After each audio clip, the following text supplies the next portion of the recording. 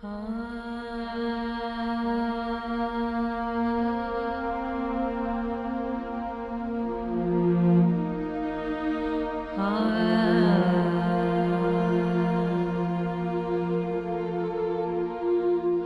Tierra presenta unas cualidades excepcionales en comparación con otros planetas. Contiene agua, atmósfera, territorios templados y un fenómeno aún más insólito, la vida, desplegada en innumerables variantes. Parece que esta riqueza y esta diversidad hayan existido siempre.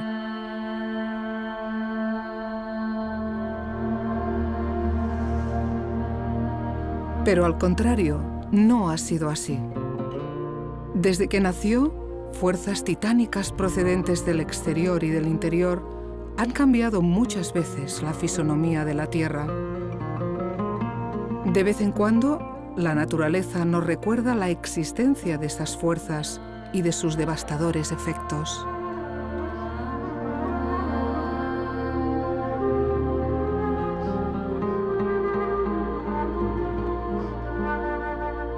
Pero salvo algunas catástrofes, la Tierra se muestra apacible y estable.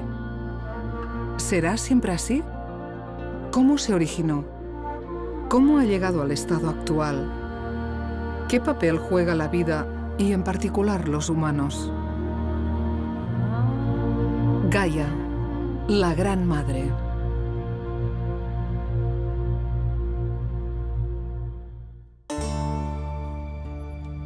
Todas las culturas han venerado la Tierra de una u otra manera.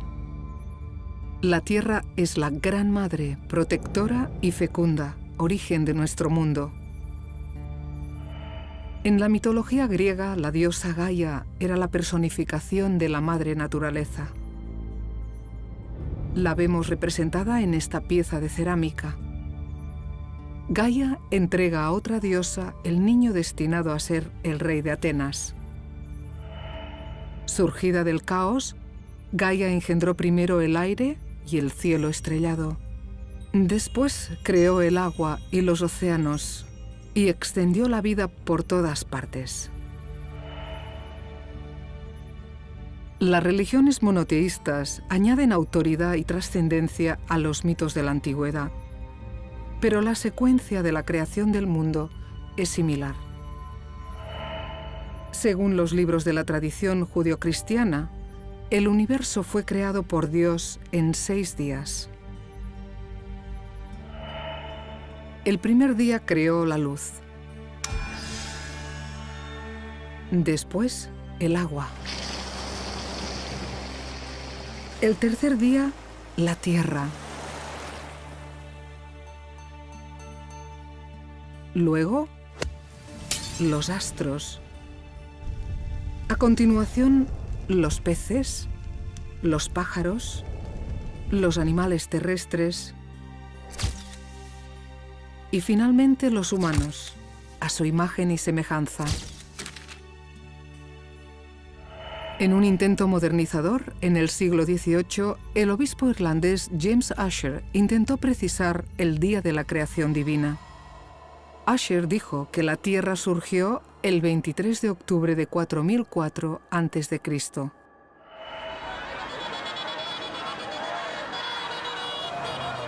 La creencia, con diversas variantes, ha prevalecido durante siglos y aún prevalece para más de la mitad de la humanidad.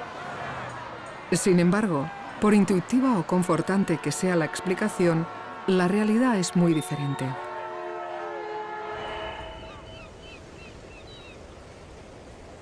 Estamos en el Cap de Creus, en el extremo nordeste de Cataluña, una región de una gran y abrupta belleza. Son unas de las rocas más antiguas que afloran en este país. La tierra se exhibe aquí con cruda naturalidad. La diversidad geológica, son rocas de diferentes composiciones, aporta una sorprendente variedad de colores. El pintor Salvador Dalí, nacido cerca de aquí, dijo de ella: es un paraje mitológico, hecho para dioses, más que para hombres, y debe continuar así para siempre, sin nada que pueda mixtificarlo. Geología pura. El aire y el agua han erosionado el territorio y han esculpido formas inverosímiles, algunas de las cuales precisamente sirvieron de inspiración a Dalí. Esta roca con forma de camello tiene unos 300 millones de años. Esta parece un dromedario y esta un águila.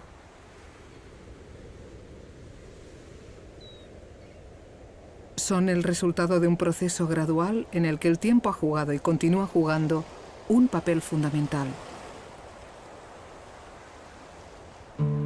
He aquí un paisaje igualmente revelador, el llamado Siccar Point, unos acantilados que hay en el este de Escocia. En el siglo XVIII, el naturalista James Hutton se dedicó a investigarlos. Hutton, de formación humanística, heredó unas tierras de pasto cercanas que le dieron la oportunidad de curiosear las intrincadas formaciones de la costa. La investigación le llevó a la conclusión de que las rocas de estos acantilados eran el producto de una serie de procesos muy lentos que se desarrollaron en un tiempo que se contaría por decenas de millones de años. Actualmente sabemos que la cifra es muy superior, pero la idea de un tiempo geológico mucho más dilatado que el tiempo humano resultará decisiva para comprender la evolución de la Tierra. Hutton también pensaba que la Tierra era una especie de gran organismo vivo. Estudiarlo, pues, correspondería a los fisiólogos, o sea, a los que estudian las funciones de los seres vivos. A este superorganismo se le ha dado el nombre de Gaia, como no podía ser de otro modo. Modernamente ha dado lugar a una teoría científica respetada. Miradas con curiosidad científica, las rocas exhiben su pasado. Hutton descubrió que la historia de la Tierra no está escrita en ningún libro sagrado, sino en la misma Tierra.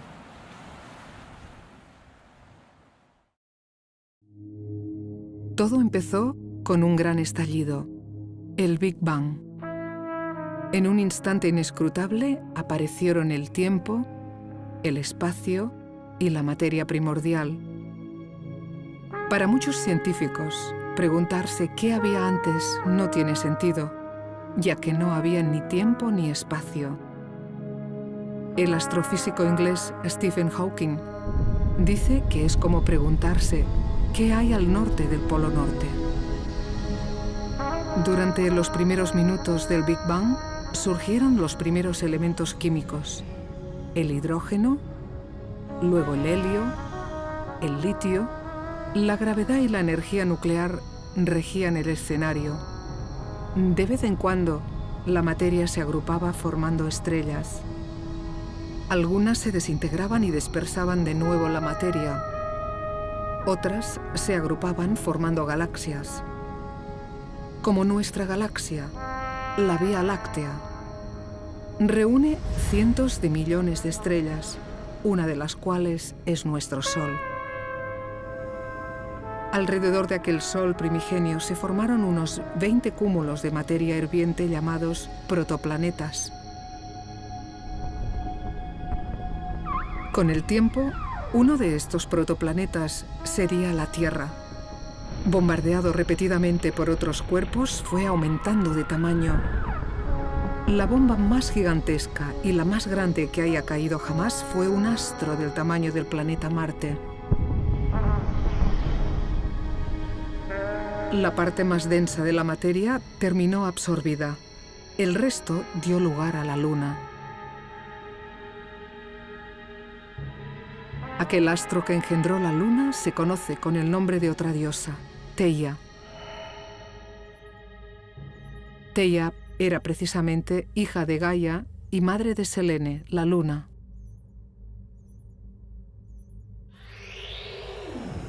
Hace unos 4.600 millones de años, la Tierra y el Sistema Solar quedaron modelados. Pero, ¿cómo hacernos cargo de unas cifras tan colosales? Del Big Bang a la Big Mother, la Gran Madre, pasaron 9.100 millones de años. La Tierra tiene pues aproximadamente un tercio de la edad del universo. Imaginemos un calendario donde el nacimiento de la Tierra ocurre a las 0 horas del día 1 de enero y el último instante del 31 de diciembre es ahora mismo, la actualidad.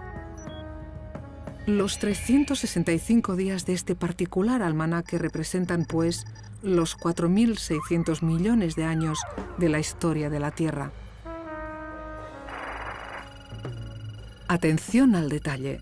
La humanidad tan solo ocupa los últimos 5 minutos del 31 de diciembre. Durante los primeros 600 millones de años, la Tierra era una masa incandescente donde no paraban de llover meteoritos y otros objetos cósmicos. La Luna se encontraba cerca y levantaba mareas sobre la superficie. El volumen del planeta continuó creciendo. Después, el ritmo de la lluvia descendió y poco a poco la superficie se fue enfriando. Se iniciaba la historia de la Tierra sólida.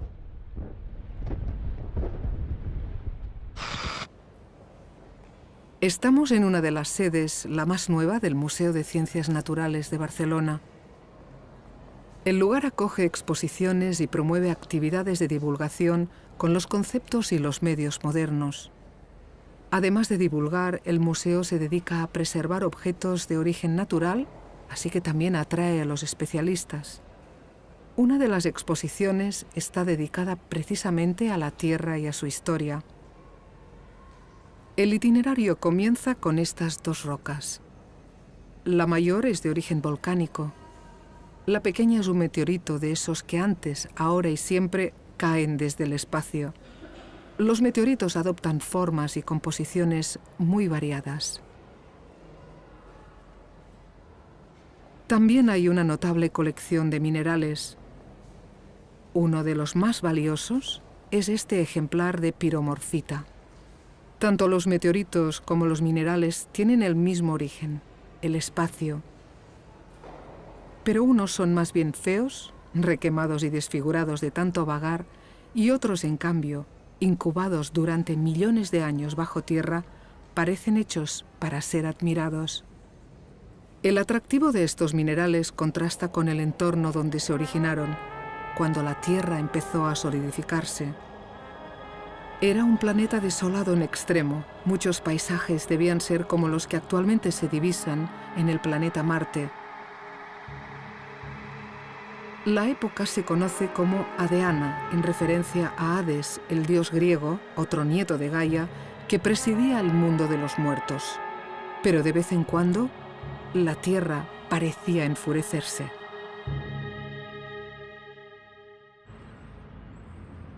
Esto es el Vesubio, el único volcán aún activo que queda en la Europa continental. A sus pies, la ciudad de Nápoles parece indiferente al peligro latente del volcán, que ha rugido unas 20 veces desde que se tiene memoria. La erupción más conocida y la más dañina se produjo en el año 79 de nuestra era. El pintor francés Pierre-Jacques Boller, en el siglo XVIII, la representó de esta manera. Las nubes de gases venenosos y partículas incandescentes, así como los ríos de lava, arrasaron buena parte del territorio y, en particular, la ciudad de Pompeya. Sus habitantes quedaron atrapados por la ceniza y para la historia. Plinio el Joven, un historiador romano, fue testigo directo. Dijo, cuando volvió a clarear, los cuerpos estaban enteros, intactos. Vestidos tal como iban, por el aspecto, parecían más dormidos que muertos. Estos cuerpos representan como pocos la expresión del horror ante la naturaleza desatada.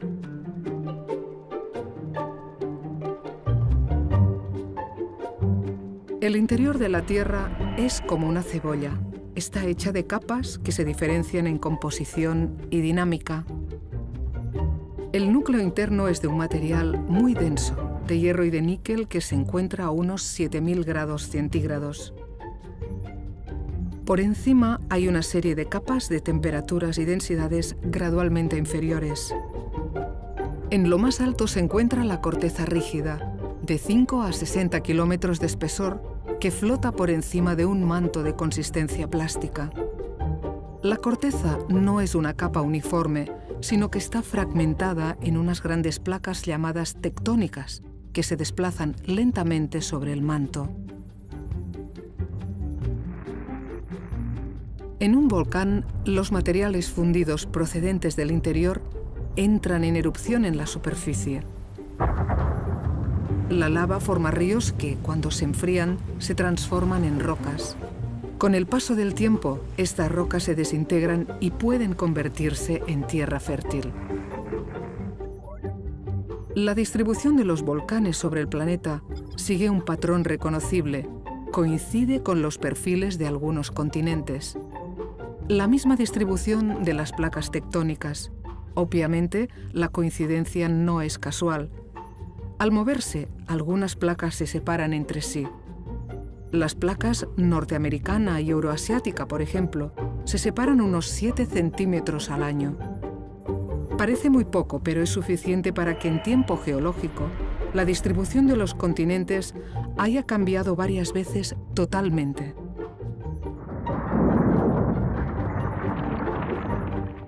Cuando llegan a colisionar, la placa de mayor densidad se sitúa por debajo de la placa más ligera, provocando que el margen se levante.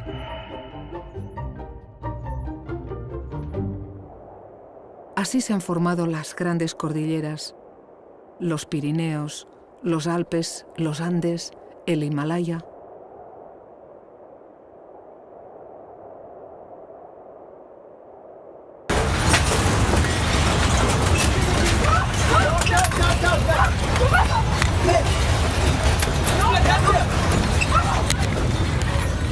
Otra consecuencia del movimiento de las placas tectónicas son los terremotos, uno de los fenómenos de origen natural potencialmente más destructivos.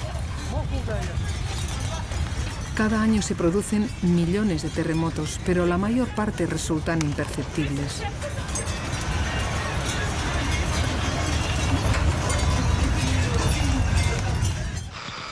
Unos 600 millones de años después de nacer, la masa de la Tierra era más o menos como la de ahora. Y también las dinámicas básicas que la conforman, las procedentes del espacio, cometas, meteoritos, radiaciones, y las del interior, el desplazamiento de las placas tectónicas. Sin embargo, la vida todavía tardaría mucho en aparecer. Faltaba un elemento esencial, el agua. Casi las 3/4 partes del planeta están cubiertas de agua. Como se preguntaba el escritor inglés Arthur C. Clarke, ¿por qué le llamamos tierra si en realidad es océano?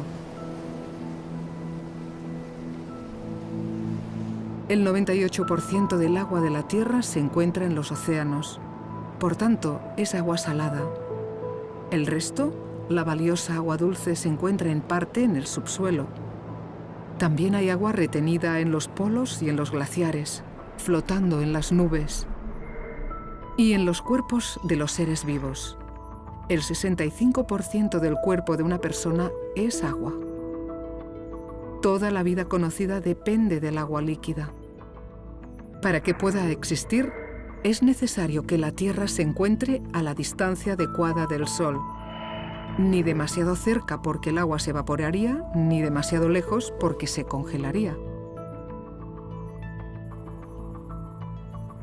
Además, es necesaria una atmósfera para que el agua quede retenida.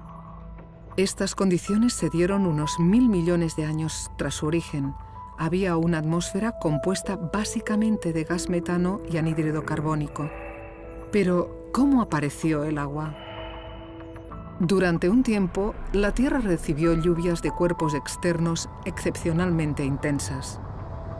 Se supone que el agua llegó en aquellos meteoritos insertada en forma de moléculas. No obstante, la teoría aún no se ha podido probar pese a ser una de las grandes metas de la exploración espacial. En relativamente poco tiempo, la Tierra quedó inundada. Los océanos de hoy en día contienen casi el mismo volumen de agua que el océano global inicial. Lo único que ha cambiado es su distribución.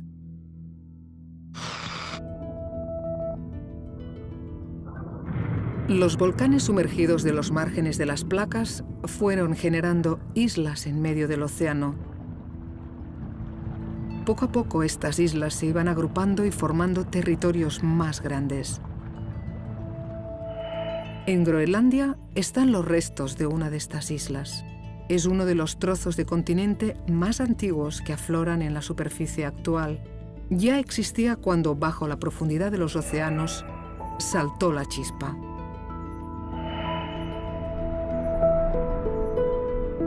Una combinación de agua, gases y calor emitidos por los volcanes y moléculas complejas dio lugar a la vida.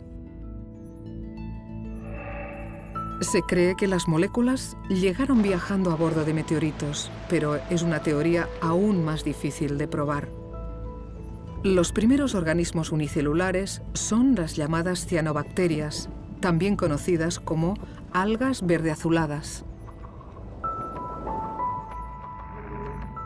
El verde procede de la clorofila que contienen, que les permite alimentarse mediante la fotosíntesis. Combinando el anhídrido carbónico y la energía de la luz, obtienen hidratos de carbono y expulsan oxígeno.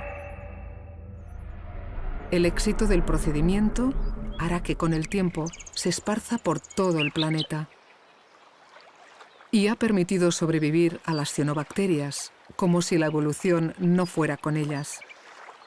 Las cianobacterias se encuentran por todas partes. En los océanos son los productores primarios del fitoplancton, que alimenta a muchos animales marinos. También las hay en el agua dulce, en las rocas de la Antártida e incluso en las rocas húmedas del desierto. Nos encontramos en el Seminario Diocesano de Barcelona, un lugar que, además de actividades religiosas, acoge un interesante museo de geología. El lugar está presidido por la idea de un creador supremo, pero en este museo se admite abiertamente el relato científico de la historia de la Tierra, sin que importe si el origen de todo se llama Dios o se llama Big Bang. Uno de los padres de la idea del Big Bang fue precisamente el cura belga Georges Lemaitre. Lemaitre no veía incompatibilidad en ser religioso y científico a la vez. Dijo: si un creyente quiere nadar, es mejor que lo haga como un no creyente. Análogamente, si un creyente quiere hacer ciencia, debe hacerla como un no creyente. El museo contiene una valiosa colección de holotipos. Un holotipo es un fósil tipo que sirve para describir cada nueva especie que se descubre. La categoría de holotipo de un fósil la otorga la Comunidad Internacional de Paleontólogos.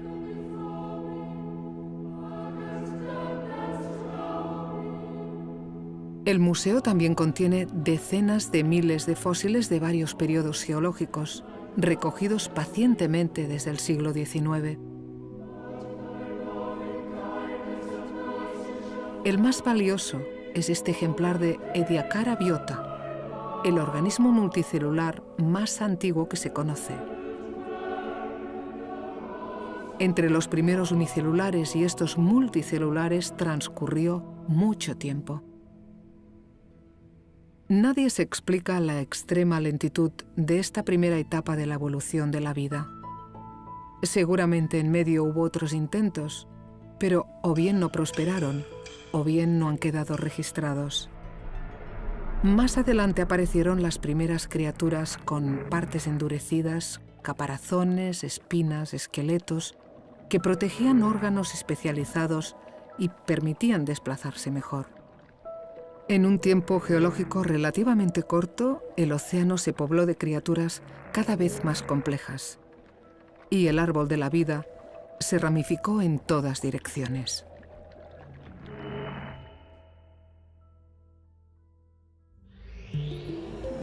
La vida será precisamente otra causa de transformación de la Tierra. La primera vez que se puso de manifiesto fue cuando las minúsculas cianobacterias la dominaban. Llegaron a expulsar tal cantidad de oxígeno que la atmósfera se convirtió en un entorno letal, lo que provocó la glaciación del planeta y la extinción de numerosas especies primitivas.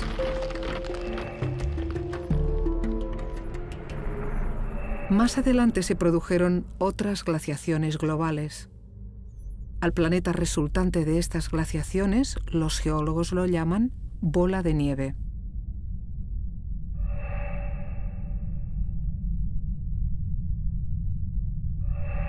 Los periodos gélidos se han alternado con los periodos tropicales. De hecho, los periodos tropicales han sido los predominantes. Hubo uno en el que se produjo una hecatombe descomunal. Estamos en la costa del País Vasco, cerca del pueblo de Zumaya. La zona es un geoparque, un entorno natural protegido y organizado para disfrute de excursionistas y en particular de geólogos. Los acantilados que se ven revelan una historia de unos 60 millones de años. Las capas duras se alternan con las capas blandas sedimentadas. Todas se originaron en las profundidades del mar. Una vez enterradas y transformadas en rocas, fueron desplazadas por la dinámica interna de la Tierra, en concreto cuando emergieron los Pirineos. Las rocas se elevaron hasta que quedaron expuestas a la erosión del mar. Algunas se elevan verticalmente y una junto a otra parecen conformar las páginas de un libro, del libro de la historia de la Tierra. Cada loncha, cada página representa el transcurso de unos millones de años de un pasado extremadamente lejano. No es extraño que el lugar atraiga la atención de geólogos de todas partes. En un entrante se puede apreciar una capa ennegrecida que revela un suceso muy significativo. Es la señal de la caída de un meteorito gigantesco, hace unos 65 millones de años, que tuvo repercusiones en todo el planeta.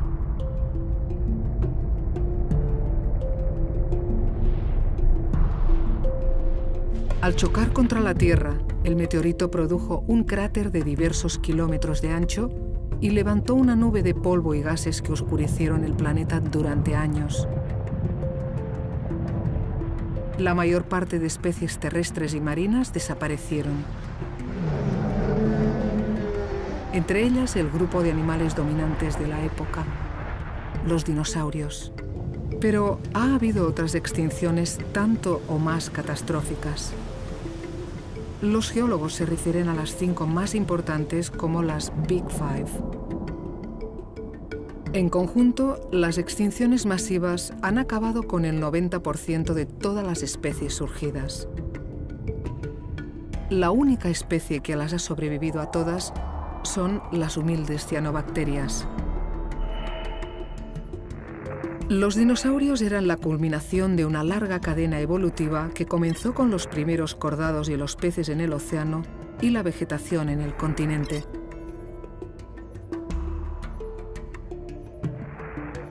Cuando la atmósfera fue lo suficientemente gruesa y la capa de ozono lo suficientemente grande para reflejar las letales radiaciones solares, la vida se estableció en tierra. En poco tiempo, los reptiles se adueñaron de ella. La fórmula, una gran capacidad de adaptación al entorno más una fuerza física creciente. Los reptiles más feroces, los dinosaurios carnívoros, acabaron reinando, invencibles en la cabeza de la pirámide de los depredadores. Los pájaros son sus descendientes. En ausencia de los dinosaurios, los mamíferos, algunas especies de los cuales habían resistido la extinción, progresaron rápidamente. Mientras tanto, por debajo, las placas tectónicas continuaban su baile. Con el tiempo, habían llegado a modelar un único gran continente llamado Pangea, que se fue fragmentando. Primero, Pangea se escindió en 2 continentes. Abuelo de pájaro, predominaba el color verde. no había casquetes polares. Después, el Atlántico se abrió por completo.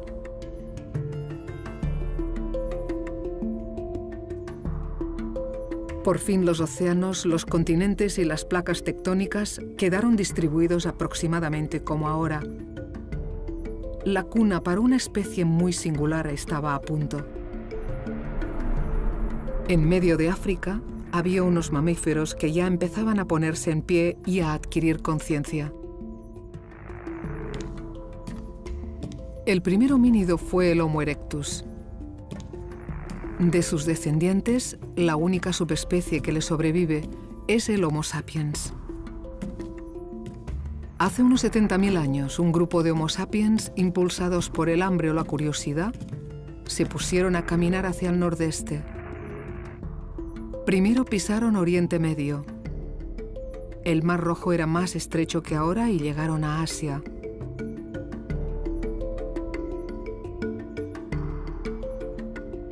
Por el estrecho de Bering, que estaba congelado, llegaron a América.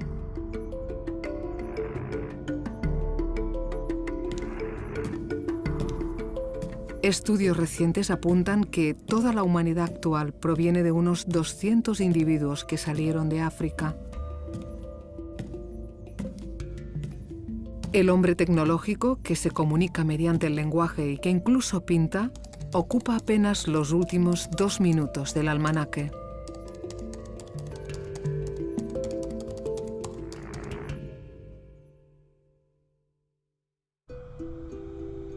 Estamos en el Museo Arqueológico de las Minas de Gavà, en Cataluña. El edificio evoca el cobertizo de cualquier excavación arqueológica del mundo. Aquí se encuentra el conjunto de minas estructuradas en galerías más antiguo descubierto en Europa. Las excavaciones continúan en marcha y de vez en cuando se descubren nuevas galerías.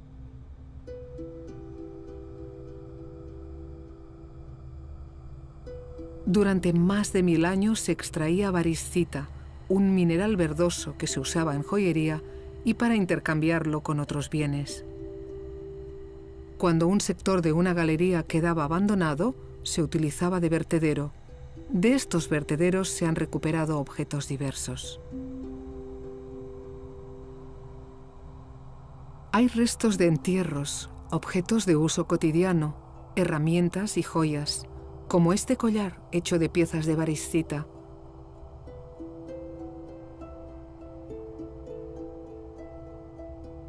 Lo más valioso del museo es esta Venus, una de las pocas figuras religiosas del Neolítico que se conservan. Esta figura femenina, otra madre, representaba la fecundidad y la fertilidad de la tierra. La extracción de minerales a la que está dedicado este sugestivo museo era el único interés que despertaba el subsuelo. El interés científico aparecería mucho después. Durante el Renacimiento, hace tan solo 6 segundos del almanaque, cuando todo parecía hecho a la medida del hombre, Leonardo da Vinci se dedicó a estudiar los paisajes con su mirada artística y a la vez científica. Esto le hizo preguntarse qué hay bajo tierra. A Leonardo le obsesionaba el agua.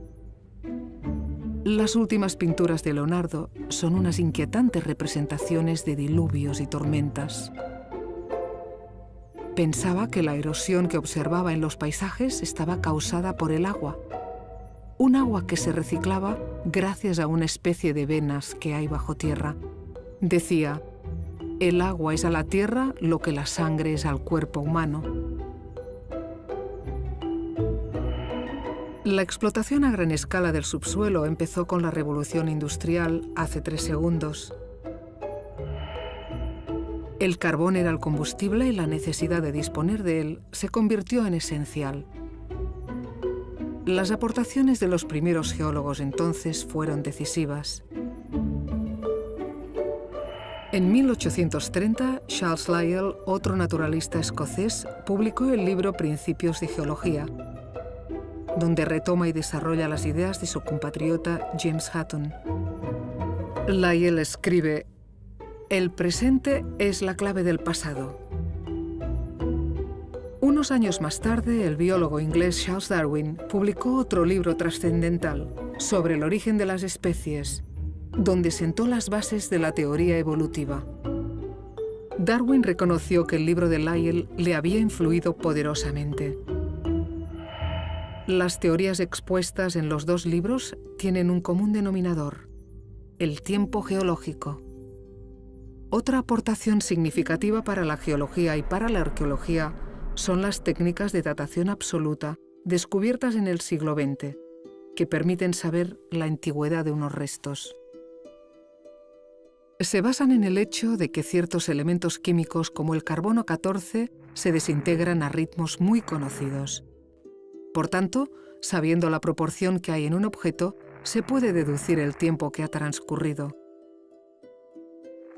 Es una especie de reloj de arena. Sabiendo la cantidad de arena que ha caído, se sabe qué cantidad había en principio. De modo que la historia de la Tierra está escrita en la propia Tierra, como decía Hutton, y además, en las páginas de este libro hay indicadas las fechas de los acontecimientos.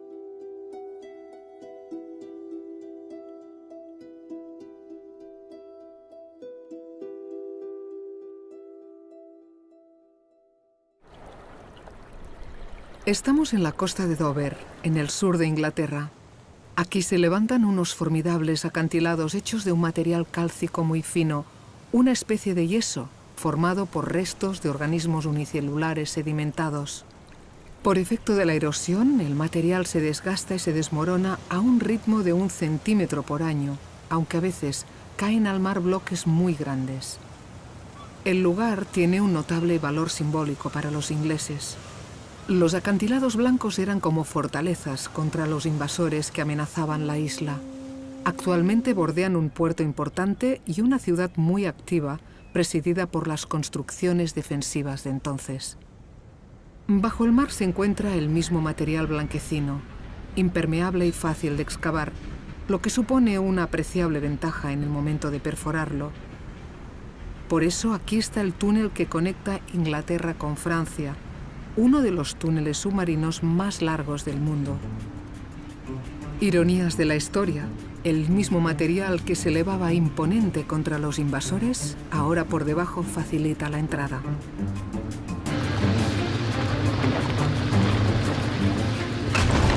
El túnel del Canal de la Mancha es una obra representativa de los avances de la geología aplicada, pero hay muchas más. Del pico y la pala se ha pasado a las tuneladoras y a los transportes gigantescos. Si el espacio no tiene límites, el subsuelo tampoco. Hoy en día el producto subterráneo más explotado es el petróleo. Las sociedades modernas dependen de él de una manera que muchos consideran excesiva por los efectos secundarios que conlleva. Los gases resultantes de la quema masiva de combustibles fósiles van a parar a la atmósfera creando una capa que retiene el calor. Entonces, el efecto invernadero provoca el aumento generalizado de las temperaturas. Todo está conectado. Este aumento de temperaturas podría acabar provocando una variación en la circulación de las corrientes oceánicas y, en consecuencia, un cambio climático similar a una glaciación de la mitad del planeta. Otra consecuencia del aumento térmico es la fusión del suelo que se encuentra congelado, el permafrost siberiano. Cuando el permafrost se derrite, libera enormes cantidades de metano, un gas de efecto invernadero, a menudo de forma violenta. Cada vez se detectan más explosiones de este tipo.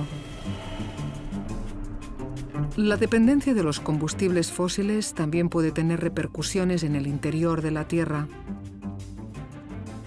Por ejemplo, una técnica reciente denominada fracking consiste en bombear agua a alta presión en el subsuelo para que expulse el gas que contiene. Pero no está claro si el subsuelo se puede exprimir como una esponja sin consecuencias. El hecho es que las pruebas de los cambios climático y geológico provocados por los humanos se acumulan. Los dinosaurios tardaron unos cuantos días del almanaque en evolucionar y convertirse en los primeros depredadores terrestres.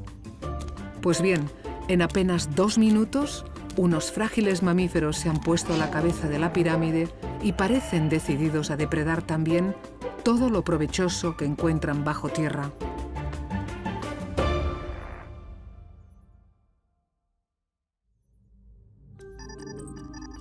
Han pasado 4.600 millones de años desde que nació la Tierra.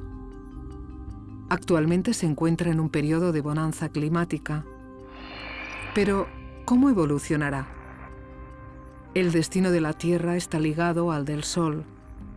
El Sol se encuentra aproximadamente a la mitad de su historia. En unos 5.000 millones de años, cuando se agote el combustible, se hinchará, se zampará todo el sistema solar, se convertirá en una estrella gigante roja y terminará como una enana blanca de polvo. La Tierra habrá desaparecido cientos de millones de años antes de que esto suceda. De modo que la Tierra también se encuentra más o menos en la mitad de su historia. El tiempo geológico se prolongará, pues, otros 4.600 millones de años. El movimiento de las placas tectónicas seguirá redistribuyendo los continentes. El océano Atlántico será tan grande como el Pacífico. El Mediterráneo se acabará cerrando y se formará una nueva cordillera como el Himalaya. Los continentes acabarán agrupados en una única plataforma, una nueva Pangea. Mientras tanto, surgirán nuevos volcanes. Temblará el suelo, lloverán meteoritos, cambiarán los climas. Algunas catástrofes extinguirán una vez más la mayor parte de especies. Entre las pocas que sobrevivirán, habrá seguramente las cianobacterias, a la espera de una nueva oportunidad para recomenzar la historia de la vida. Al final la Tierra será como empezó, una masa incandescente, dentro de la cual habrán los átomos que formaron parte de cada uno de los humanos que la habitaron. Pero esta perspectiva es demasiado lejana para una persona, la vida de la cual ocupa tan solo medio segundo del almanaque. ¿Qué se puede esperar que ocurra en tiempo humano, en tiempo de las personas de las ciudades?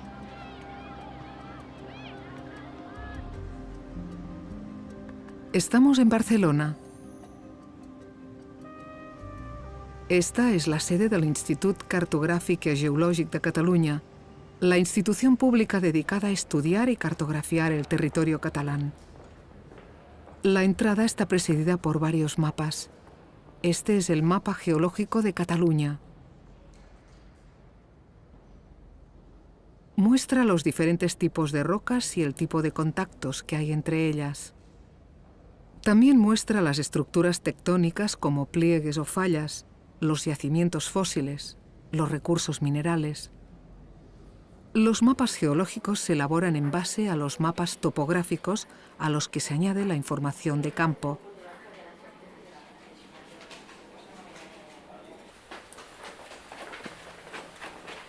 Esta es la sala del Institut donde se monitorizan los terremotos, el latido de la Tierra. Una red de estaciones de medida, una de ellas submarina, detecta todos los seísmos que se producen. Es muy difícil preverlos, pero estudiándolos quizá algún día se pueda conseguir.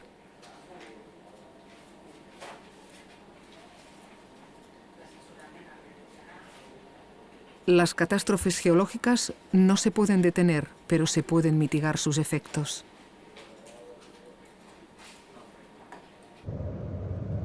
Una amenaza que sí se puede prever son los cometas, asteroides y demás cuerpos procedentes del espacio. En este caso, el problema es que solo se pueden observar si están muy cerca, por lo que el tiempo para reaccionar puede ser muy breve.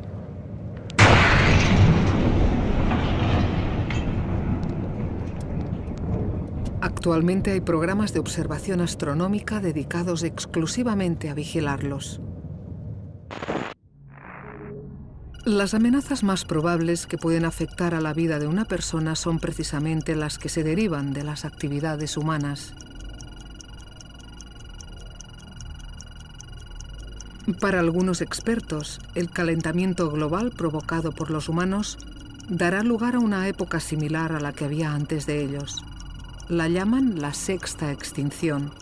Sea como sea, todo apunta a que el tiempo que queda para detener el calentamiento provocado se agota.